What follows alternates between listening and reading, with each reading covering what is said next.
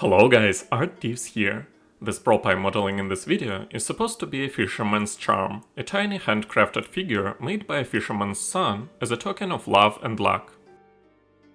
Built from a hook for strength, a match for warmth and safe return, and two fishing bobbers for balance and patience, it's a humble yet heartfelt tribute to a beloved father.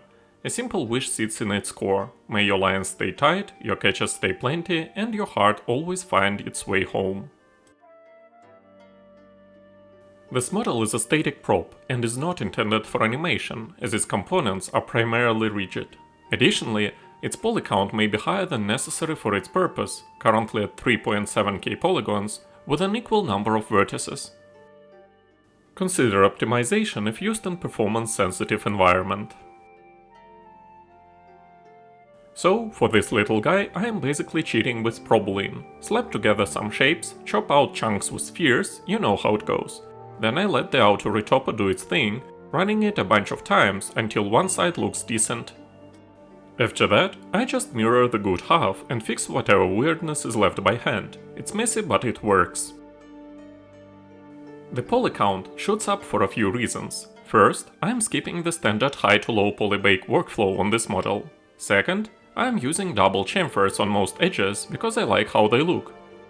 And of course, all those spherical cuts don't help, spheres just eat up polys like crazy. Want to cut down the poly count? Start by reducing the sides on your base spheres. Like right now, my charm's body runs on 22 sides, and the head uses 26. That's probably overkill. We could easily drop both down to 18 sides without noticing any difference in the final model. If you match the side counts on both the head and the body spheres, you can bridge them together with just one click instead of fighting with edge flow. The real trick with this model is balancing side counts. Enough for good shading, but not so many that we blow up the poly count. Right now, we've got some obvious fat to trim. The head and body are way heavier than they need to be. The hook is running 11 sides when 9 would work fine. The match is especially guilty at 14 sides, total overkill, and the legs packing unnecessary geometry too. While it's not breaking anything now, this little guy is begging for a proper optimization path, maybe even some manual retopology love. Remember, most openings or intersecting seams between round elements should be bordered with circular loops of near square polygons for better shading. Also, it may be a good idea to enlarge and exaggerate some elements like the hook, so that the model retains its overall cartoony design. For optimal results with the Proboolean tool, it's the best practice to isolate the components you plan to boolean from the main model. Only apply the modifier to properly intersecting geometry, ensuring clean overlaps. This workflow significantly reduces potential mesh artifacts and preserves your model's integrity. Obviously, we don't want to add some small yet overly detailed elements. This model won't use load variants, so we're strategically employing triangles on flat, non-deforming surfaces where they don't impact shading quality. For the rope knot on this charm, I'm keeping it as separate pieces, the vertical loop plus 2 rope sections. This way I avoid having to modify the bobber's topology, which would have sent our poly count through the roof for just a small detail. Actually, now that I think of it, making the main rope a separate piece would have been smarter. That way, I could bend and tweak its path for it to look more natural. Always better to break up perfect symmetry and those stiff 90 degrees angles between parts. After automatic retopology was complete, I cleaned up the poly count by merging edge rows and adding strategic new loops with shift held. That way 3ds Max respects the existing flow instead of wrecking it. If you are making some separate objects, make sure they intersect each other naturally, but never share any vertices or planes. This prevents Z-fighting. Z-fighting happens when two surfaces occupy the exact same space in a 3D scene. Since the graphics card can't decide which one to show, they flicker as they fight to appear on top. Looking back, I could have built his eyes from mismatched pieces, maybe a bent nail for one eye and a washer for the other. This would have given our guy that perfect scrappy made from salvage look I was going for. For the screws, go thicker than real life. Chunky hardware helps sell that stylized cartoony vibe we are after. After completing this model, I finalized the smoothing groups and center it to the word origin 000.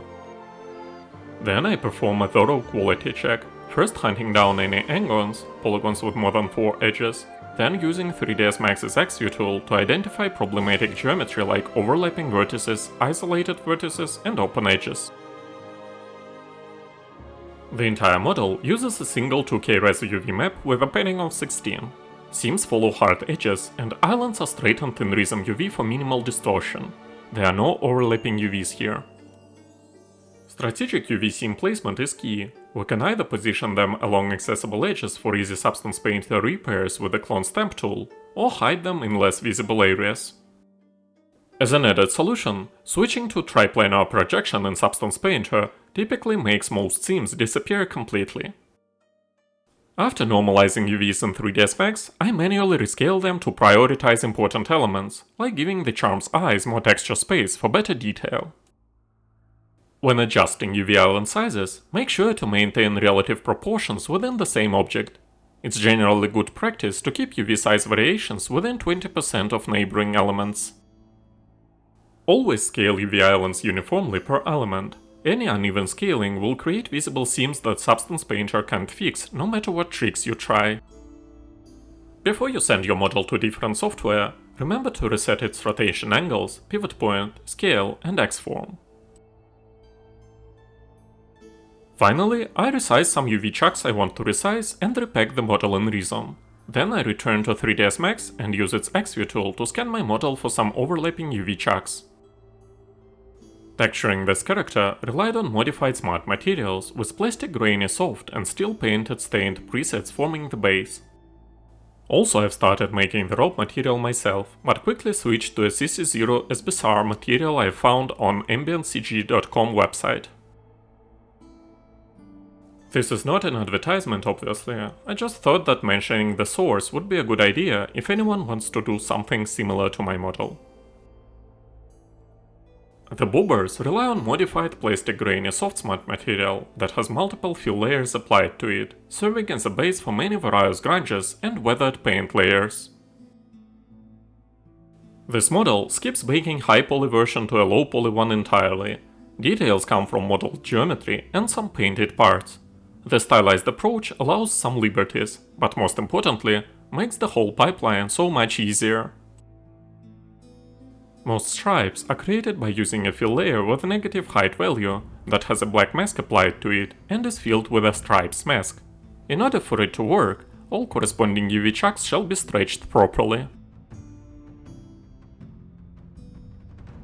I cut out some sections of the video where I was experimenting with base colors. Those parts run longer than needed, since I didn't have a reference image to work from initially. I also created a dedicated fixit layer in Substance Painter with path-through blending mode, then used the clone stamp tool to clean up all visible UV seams, particularly noticeable ones on the rope texture. A proper optimization path could reduce our poly count by half or even 2/3. The core decision comes down to either stripping out unnecessary geometry or committing to baked painted details instead, possibly forgoing normal maps entirely if we prioritize efficiency. This covers everything I wanted to mention. I'll stop narrating at this point. Thanks for watching, guys. If my videos are of use to you, be my guest and subscribe to my channel for more stylized content. And most importantly, have a great day.